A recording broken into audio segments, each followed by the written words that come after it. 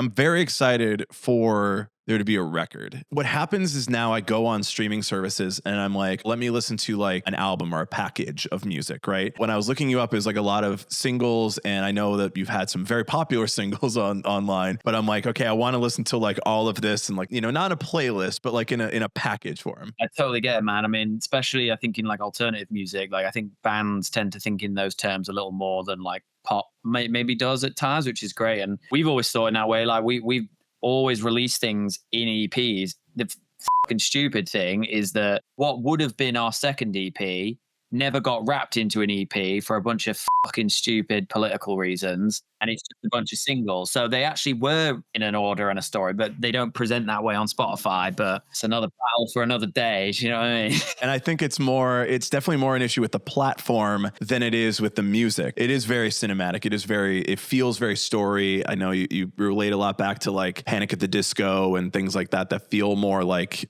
substantial. Yeah, no, it's definitely inspired by that stuff, and like you're saying, telling the stories. Like our EPs have very different perspectives and sort of ideas behind. Like the first one was way more cinematic and sync related rituals. The second one that never got wrapped really was this cohesive record, and I still think it was really cool. It was like they're all the dark, riffy, all spooky, horror inspired tracks just because of the way they're laid out on Spotify, and it didn't get wrapped. Like it just seems like this scattered bunch of sounds, but we're gonna hopefully be able to get that figured out at some point and have it all wrapped.